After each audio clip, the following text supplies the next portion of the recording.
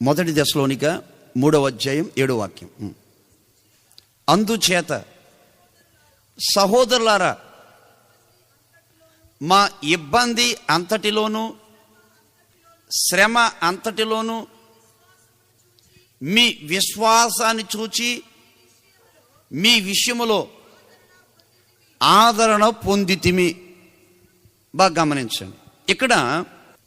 ఇక్కడ పరిశుద్ధుడైన పౌలు గారు దశలోని సంఘాన్ని ఒక పత్రిక రాసి పంపిస్తున్నాడు. ఆ పత్రికలో ఏముందంటే, ఒకప్పుడు పౌలు గారు వాళ్ళకి దేవుని గురించి సువార్త ప్రకటించారు. ఆ సువార్త ద్వారాగా చెడుతనం, పాపం, సిగరెట్లు, గుటకాలు, త్రాగుడు ఇవన్నీ వదులుకుని వారు లోకాన్నించి వేరై మనుషులుగా బ్రతుకుతూ పశుప్రాయ జీవితాన్ని వదిలిపెట్టి, విచ్చలివిడి జీవితాన్ని వదిలిపెట్టి ఒక ప్రేమ ఆప్యాయత కలిగి ఒక కుటుంబంగా లేక ఒక సంఘముగా కట్టబడి వాళ్ళ జీవితాలు కొనసాగిస్తున్నారు. అయితే అంతలో ఏం జరిగిందంటే, ఆ కుటుంబంలో ఒక చిన్న విషాదం. ఏంటి విషాదం అంటే, ఆ ఇంట్లో ఒక కొడుకును కోల్పోయారు, మరొక ఇంట్లో ఒక కూతుర్ని కోల్పోయారు, మరొక ఇంట్లో ఒక తండ్రిని కోల్పోయారు, మరొక ఇంట్లో ఒక తల్లిని కోల్పోయారు. ఇలా కోల్పోయినప్పుడు కాస్త వాళ్ళకి, ఆ దైవజనుడికి కాస్త భయం అనిపించింది.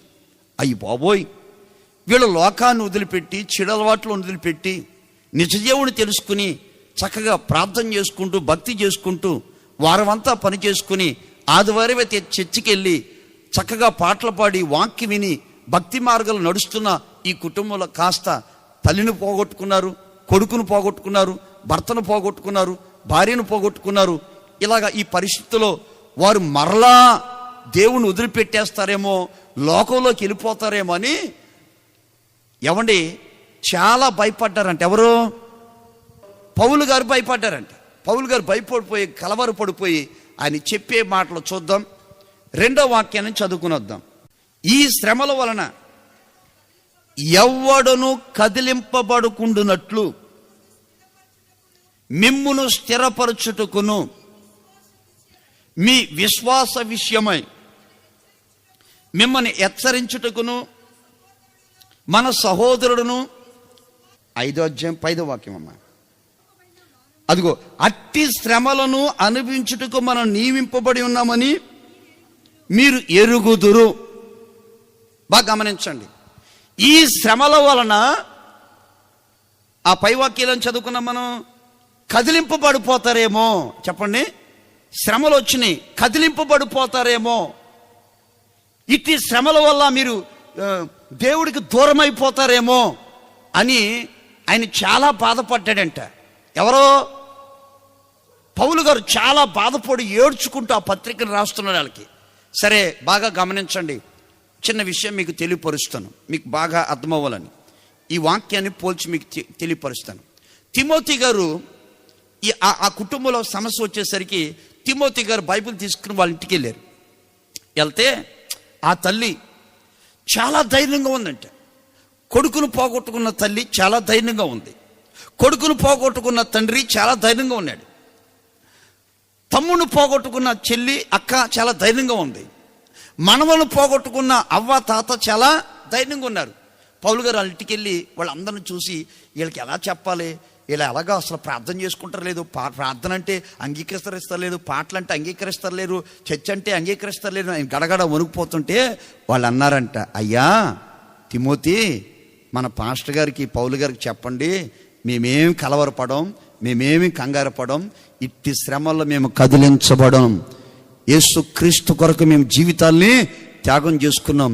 మా కొరకు ఆయన ఈ లోకానికి దిగి వచ్చాడు, మా పాపల కొరకు ఆయన ప్రాణం పెట్టాడు, కలవరిగిరిలో సిలువలో రక్తం కాచి రక్తబొట్టు కొరకు కాచాడు. ఆయన పాపలో శాపలో ఉంటే మమ్మల్ని ఇడిపించాడు. ఈ రోజున మంచి బట్టలు వేసుకున్నామంటే, మంచి తిండి తింటున్నామంటే, ఈ రోజున మేము ప్రశాంతంగా బ్రతుకుతున్నామంటే, చిన్న కష్టం వచ్చిందన్నా, చిన్న నష్టం వచ్చిందన్నా, చిన్న శ్రమ వచ్చిందన్నా మేము వదిలిపెట్టాం. మా ప్రాణమైన ఆయన కొరకు దారిపోస్తాం, కానీ దేవుని మేము విడిచిపెట్టం అని తిమోతి గారికి చెప్తే, ఆ తిమోతి గారు విని వెంటనే వాళ్ళకి ప్రార్థన చేసి బయలుదేరి ఎవరి దగ్గరికి వెళ్ళారు? పౌలు గారి దగ్గరికి వెళ్ళారంట. అప్పటికే పౌలు గారు గదిలో కూర్చుని బాధపడుతున్నారంట. అయ్యో వాళ్ళు ఏమైపోతారో, వాళ్ళు కదిలిపోతారేమో, వాళ్ళ లోకంలోకి వెళ్ళిపోతారేమో అని పౌలు గారు ఏడుస్తూ ఉంటేనంట తిమోతి వెళ్ళి, అయ్యా మీరు అనుకున్నట్టుగా జరగలేదు, మీరు దుఃఖపడుతున్నట్టుగా ఏమీ కాలేదు, వాళ్ళు చాలా ధైర్యంగా ఉన్నారు, వాళ్ళ విశ్వాసాన్ని చూసి నేను కూడా బాగున్నానయ్యా అంటే అప్పుడంటాడు పౌలు గారు, మీ విశ్వాసాన్ని బట్టి మేము కూడా ఆదరించబడుతున్నాము. హల్లెలూయా. ఈ రోజున దేవుని పెట్టారా, క్రైస్తవ జీవితంలో శ్రమలు వస్తాయి. ఈ రోజున చూడండి, మనిషికి అన్న తర్వాత పుట్టుక నుంచి శ్రమలు ఉన్నాయి. శ్రమలన్నిటిలో కూడా ఏమంటే ఒక విశ్వాసం కలిగి ఎప్పుడైతే మనం ఉంటామో ఆ శ్రమల్లో కూడా ఆ పౌలు గారు వారి విశ్వాసాన్ని చూసి పౌలు గారే ఆదరించబడ్డాడంటే.